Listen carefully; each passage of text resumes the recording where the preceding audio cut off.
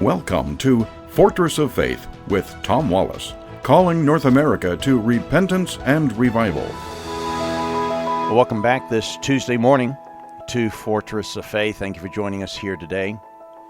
Today, and maybe over the next few days, I want to talk to you about the topic of fear. Forgive me for a moment. I'm going to play a little bit of the philosopher. This isn't anything I've read or gone through a book. I wish there'd be a good book out there. Maybe there is, just not aware of it. But I've kind of discovered in my life through these days and being in the ministry, there is two types of fear. There's a healthy fear and an unhealthy fear. Sometimes fear is good for you.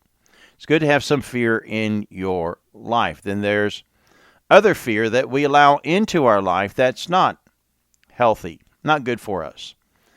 And maybe it's a fear that others are imposing on us that causes things in our life that's not good. A healthy fear is something that sometimes is innate. It's something that we intuitively understand and feel, and then therefore we impose an action. It motivates us, it provokes us, and often provokes us to a positive action. It brings out a good thing. That's a healthy fear. I'll give you some examples here in a moment to explain what I'm talking about. Then there's an unhealthy fear. Now that might be more imposed externally. Others are causing this fear in your life, and it brings panic, anxiety, or maybe creates and motivates negative actions and deeds. In the Bible, we read something that sounds contradictory. Let me give you an example. In 2 Timothy chapter 1, verse 7, it says, "For God hath not given us the spirit of fear, but of power and of love and of a sound mind." When it comes to certain things and fearful things out there, there are some things that people live in a world of fear. We need to understand God says that's not the spirit of fear that comes from God. There's fear out there in this world. Sometimes it's innate, sometimes it's externally brought upon us. And God says that's spirit of fear. You didn't get that from God. That's not something God has given to you. That comes to you from another area in this world. Sometimes the ruler of the darkness of this world, the devil, and his minions. Then there's another place in the Bible, in Proverbs chapter 1, verse 7, "Fear the Lord." We see this many times. In fact, this actual phrase is mentioned 3 times in the Bible. The fear of the Lord is the beginning of knowledge.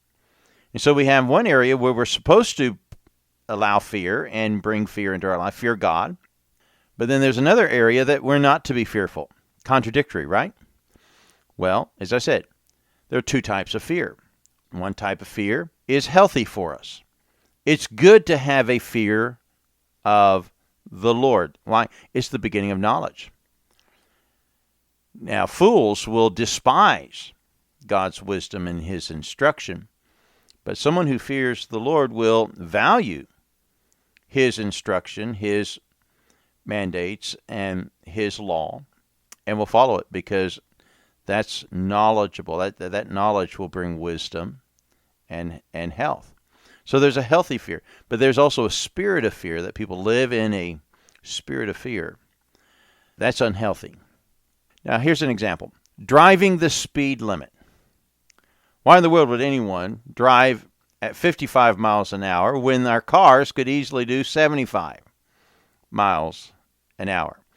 Well, there is a healthy fear to drive the speed limit because there are these people out there with these cars with these little fancy lights. And if we're going past that speed limit, they seem to pull out behind us there and turn on those lights and pull us over, and that fear strikes our heart. Oh man, I'm getting pulled over. And then we're afraid of getting a fine, of paying a fine for breaking the law, or now we're going to have to pay higher insurance rates. And for the fear of getting a ticket and the fear of paying higher insurance rates, it causes us, in a healthy way, to be better citizens, to drive at a sensible speed, and it motivates us to do so.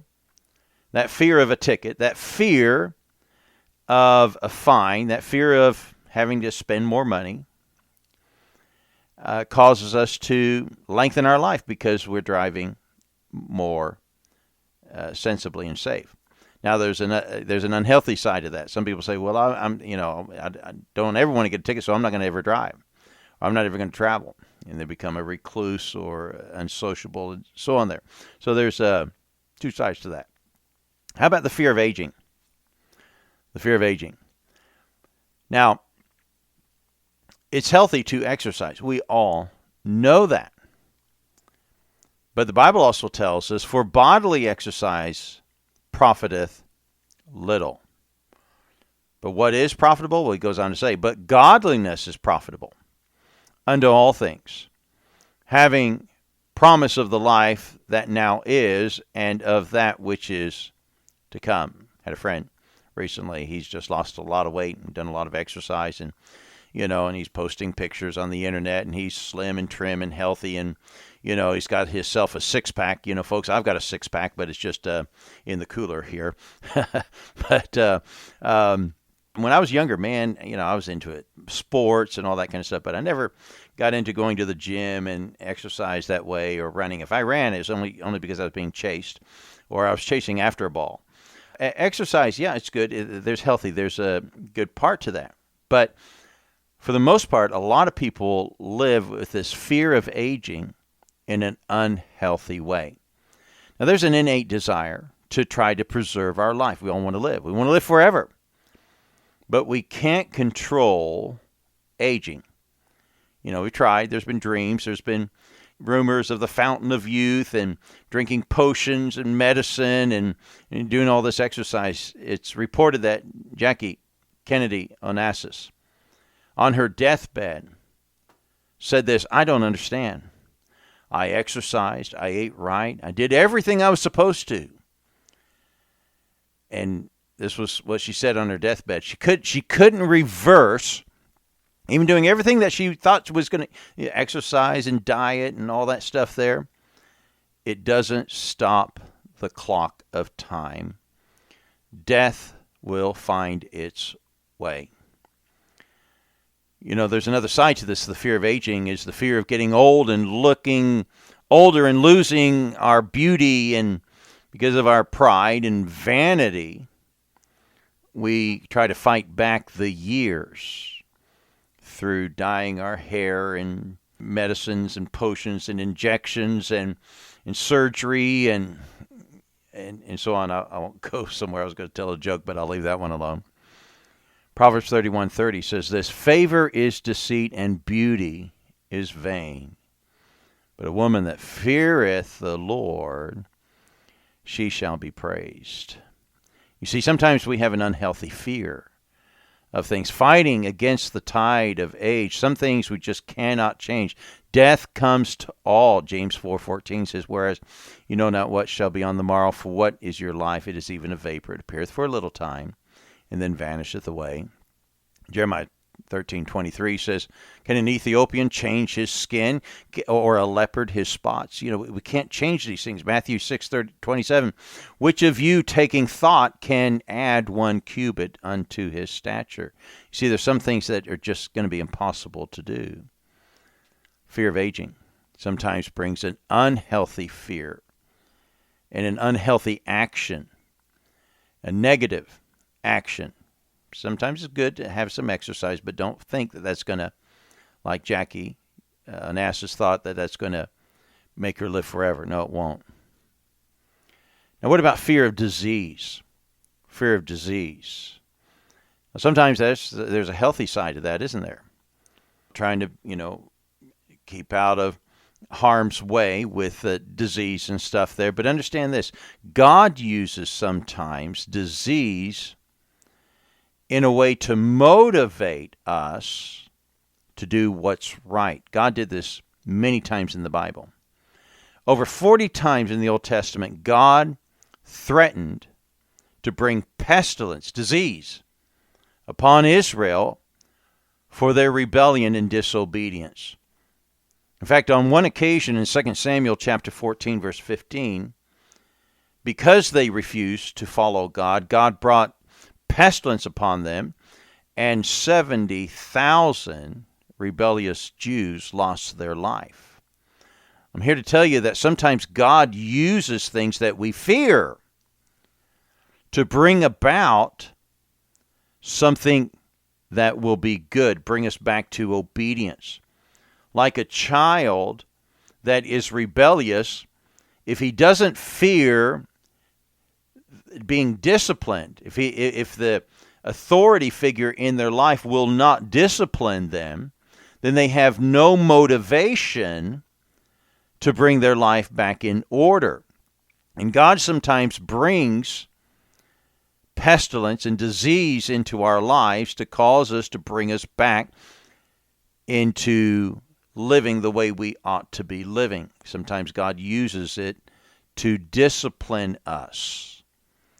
So sometimes our fear of disease, which is a healthy thing to do, to be fearful of disease, God uses that fear. It's innate. It's just natural within us to want to preserve our life, not to bring harm upon ourselves. And God uses these things to bring us back to Him. Now I want to address COVID-19. Last year, when this was sweeping in, at first we had no idea how dangerous this thing was going to be. And it has claimed the lives of thousands of people here in these United States. We cannot deny that. Now, we do question, and I'm one of them, that questions the real numbers that's out there, because it is clear and it is evidential, and I have proof positive that people who died having COVID, but they died of another cause, was chalked up on the board as a COVID death, although COVID didn't cause their death. They just had COVID and died while they were diagnosed with COVID. But these numbers are added there, so these numbers are inflated. But the fact is that it is claiming lives. But I'm wondering, folks, when we look back at this and we get past this, will we really truly admit that we've allowed our fear to get out of hand, when the truth is the data, even counting these numbers of people who died that probably didn't die as a cause of COVID, that out of 100 people who get it, 98 to 99 people survive. And our reaction to this fear, the truth is the government sells fear. Why? Because they gain control of our lives when we submit to that. The media sells fear because it sells their newspapers, it sells advertising and stuff. And here's where we need to take advice of God. God hath not given us a spirit of fear. This is an unhealthy fear. Don't be a victim of unhealthy fear. Join us tomorrow with more on this at the corner of truth and courage. God bless you.